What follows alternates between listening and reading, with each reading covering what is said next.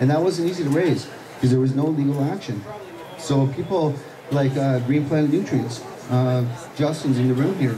It's one of the people who has laid the foundation down, because when we couldn't get over that $10,000 mark, there would be no injunction. There'd be no legal gardens. 26,000 of the people we protected. You know, there's a few that we didn't, and we're very sorry, but that's the judge's decision, not ours. We proposed something that he didn't give, you know, and we can't do anything except not approach the appeals bench any faster than we need to, you know. And in that being said, we're also exploring legal avenues around this flawed injunction. So kind of back to where we're going with the 10,000. After we reached that, Mr. Conroy had an agreement, 100,000. That was to file that court action that everybody calls now an injunction. For those that don't know, an injunction is just a fancy word for a federal restraining order that we slapped on the federal government of Canada, who are the defendants. That's an important thing to understand, because when we started this, what upset myself and my friends like Ramo was things like fire, mold, organized crime. We went to court and the Crown couldn't prove that. That's why the balance of convenience really fell irreparable harm, which means that patients would have suffered more by taking our gardens away than what the public would have had from fire, mold, or organized crime. So the whole reason that they tried to overhaul the program is really now a matter of due process. We need to find the case, finish what we started, and where I'm going with this is that $100,000 mark was met, Mr. Conroy acted. It's a legal engagement. People need to understand this is very big. It's not easy to restrain the federal government of Canada. It's a federal injunction. It's historic. You know, we protected the lives of patients. People are saying, but I'm not protected. But we're still fighting for you. The Constitution of Canada applies to all of us. The Section 7 right to liberty is what we're fighting for. And you know, right in 2001, Parker did a great job. Only he won the constitutional right to use cannabis under Section 7 of the Charter. The right to cultivate was a regulatory option instituted by the government. Something they now said, you know what, we're going to take away. Fuck you guys can buy from LPs. We're going to bring in corporate enterprise, we're going to kill your market, and you can buy from us like they do in Uruguay. And other countries where, unfortunately, at least in Uruguay, at least they're able to grow, but you know, either way, there's stuff going on in this country where there was posturing. So after 100 grand, Mr. Conroy acted, and now we're looking at what's the cost. People are saying, why are we doing all this fundraising?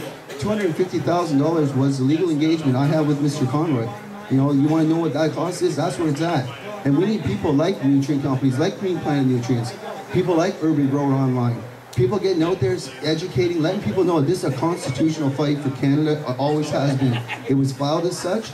It has never been stated otherwise, not on our coalition website or anywhere else. You know, it seems to be a disinformation, and I'm not sure where it's coming from, and I'd like to really open that up to a Q&A to anybody in the room, because that's why I came to the East Coast. You know, make sure that we make sure everybody's on the same page as to what we're doing. And are we going to try to address this flawed injunction? Absolutely. We're exploring all legal avenues. I also understand it's a $10,000 matter. We can't even fund the main one. You know, everybody says what we should do, but they don't know they're fundraising, doing what we need to do. Yeah. Let the lawyers do their job. We need to do ours.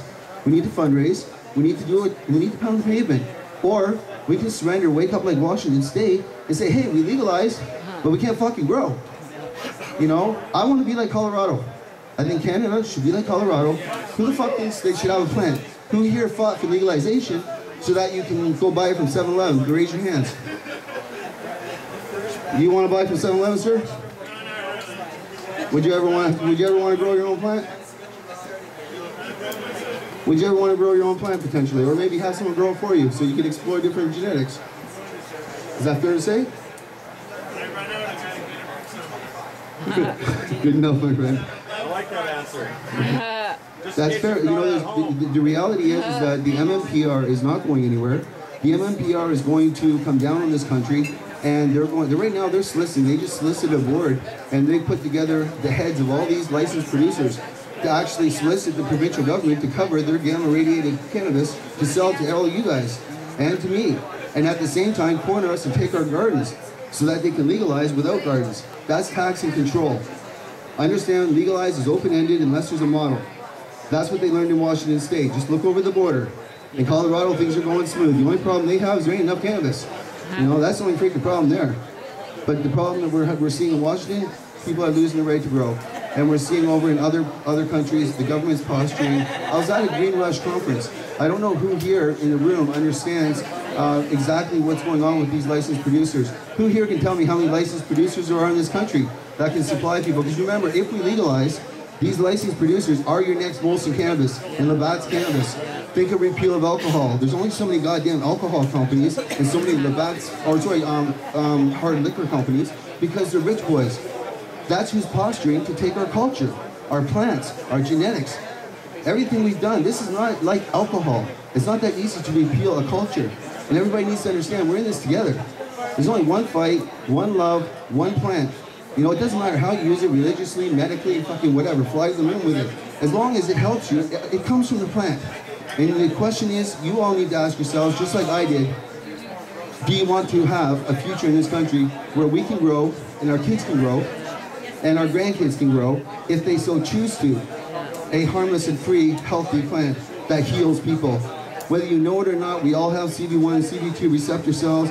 You have an indigenous system that is predisposed to accept cannabinoids into your system. So by default, you could be staying off cancer just by smoking a joint. It's recreational and fun, but you're also medically receiving it through your body. It's just a scientific fact. That being said, we are on the same team. We need to legalize, and if you want to grow, get behind the coalition. Get behind Mr. Conroy. You don't necessarily have to go through the coalition. You can get behind Mr. Conroy, organize a friggin' fundraiser, do something. Fundraise to protect your gardens. We can't all do this. There's only a few people really fighting for this, and a few people can't do this alone. No. We've only raised, what, $140,000? It's been friggin' since 2012.